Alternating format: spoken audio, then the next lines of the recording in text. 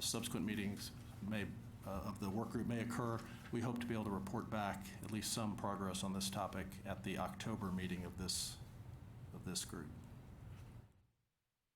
Thank you.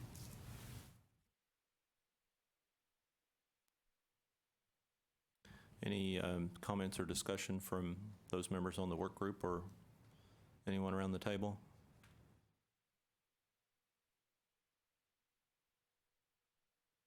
Okay, we appreciate the work of the committee on that, or the work group on that, Kevin. So there's no action to be taken with regard to that. I guess we move on to the next item. And you may recall Ed Buchanan offered to provide some insight into, this is item 5, the applying the 2000-2001 rates for the next biennium. You may recall that now for several bienniums, the committee has recommended a return to the 2000-2001 rates.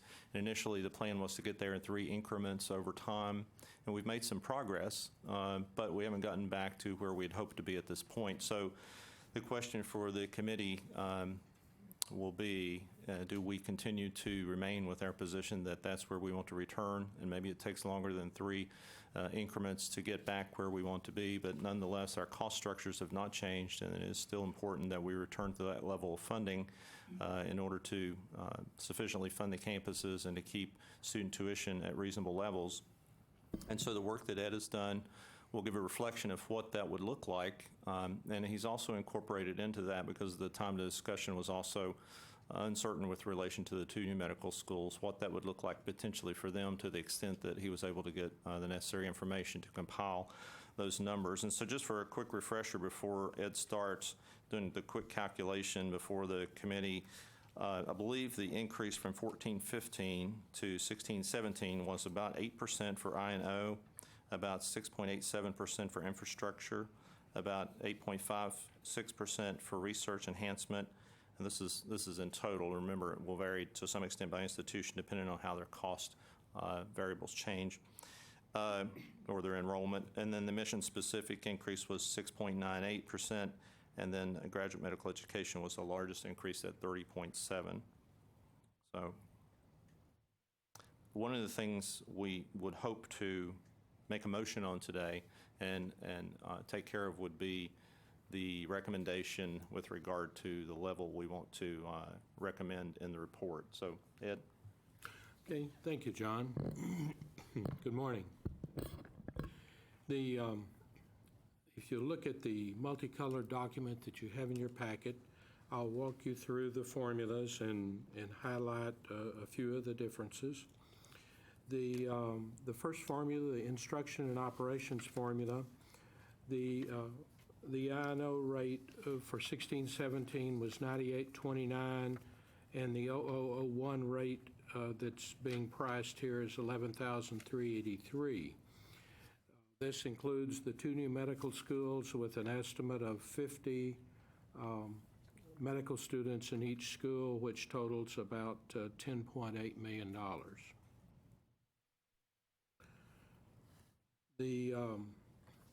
And that's, in total, that is a 16% increase request.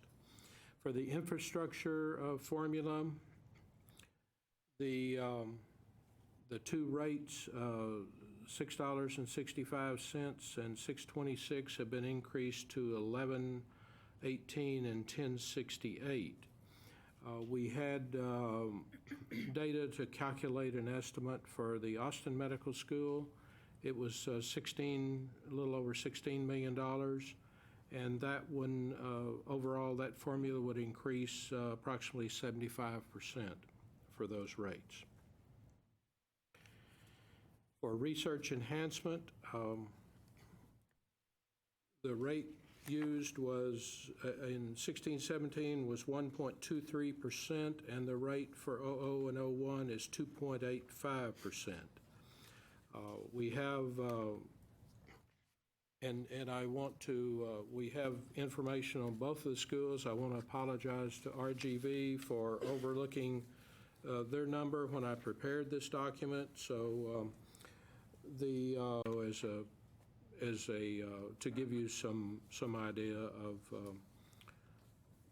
where it would be in comparison to last time. So that increase would be approximately a 35% increase for graduate medical education. Now, if you notice, we have data for both the two new schools there.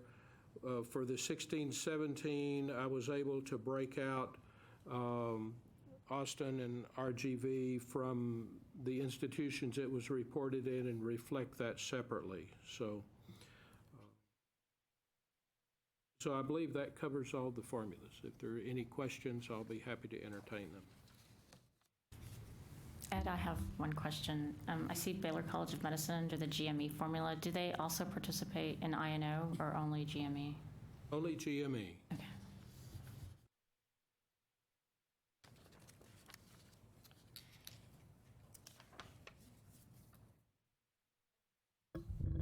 One clarification.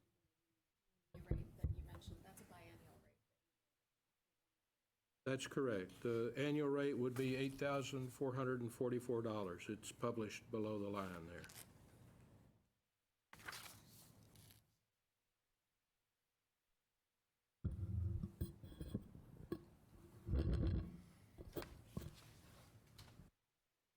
Is there any further discussion? Ed, thank you for that helpful analysis. You know, just one comment, Ed. If we're going to put a lot of emphasis into this percentage increase, we're showing some large percentage increases here, no doubt. But some of that has to do with the two new institutions, you know, and so I think there ought to be maybe even a split out of that, of what is the base for the ongoing support for the current institutions as compared to adding two new institutions, because that's new money that needs to be thrown into the pot, obviously. You follow what I'm saying? Okay. I mean, just a suggestion. Yes, I could put a summary, revise this, and provide you a summary at the end that would show the original 10 institutions and then the change needed if the two institutions were added. Would that answer your concern? Yes, sir. Okay.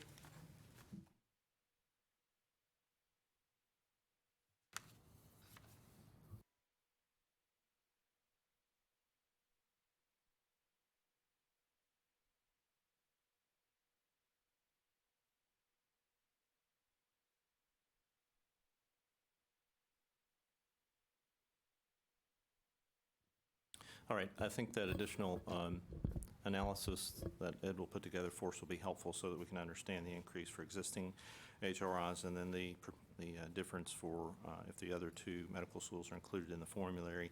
In the meantime, I think we could go ahead and have a motion to take the position from the committee that going forward for the report, we want to recommend a return to 2000-2001 funding rates for the formulas. And I guess we have to treat the GME separately, right? Because it doesn't have a 2000-2001 rate. So we come up with a second percentage, which okay.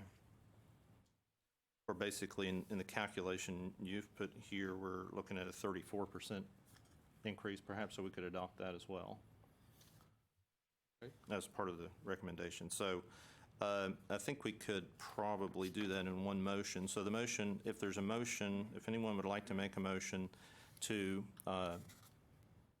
recommend that the funding for the 2018-2019 biennium be restored to the 2000-2001 levels for the instruction, operation, infrastructure, and research, and at the same time, a 34.7% increase for the GME will.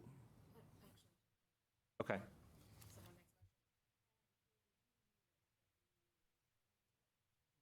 Angelica, speaker.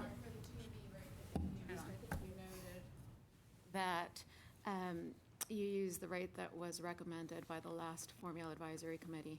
Was that the maximum GME rate in the history of the GME formula, Yes, that's correct. Okay. Just wanted to confirm it is a maximum. Okay. Thank you. All right. Happy to make that motion, Mr. Chairman. Okay. Mr. Dillon makes the motion. Second. The second, Elizabeth Ms. Protas. Is there any discussion? All in favor? All opposed? Everybody looks at Barry. Motion carries, I think. Right, Mr. Secretary? Okay. Okay, we have that item of business, so we've taken care of 3 items of business from the Commissioner's charges.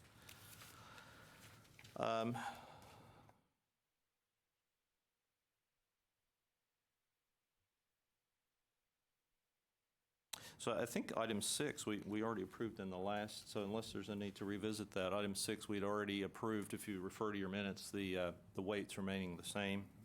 And item 7 as well, not adding any new specialty programs requiring separate weights. So I think item 7 was addressed last time as well.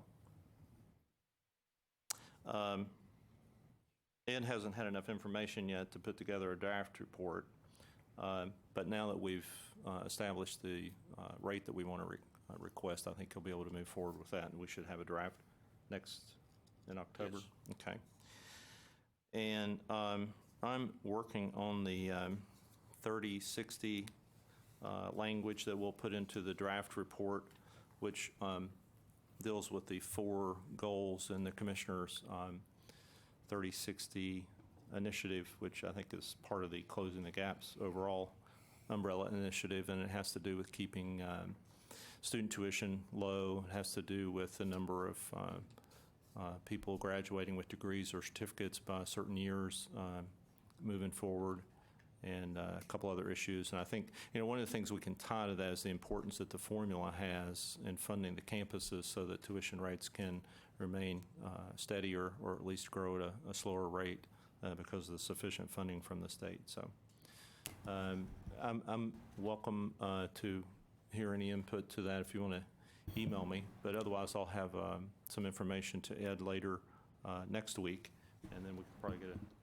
incorporate that into the draft. Yes, I was going to say it's a 60 by 30 text state strategic plan.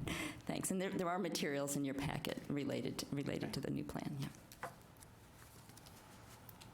Yeah. Any other agenda items?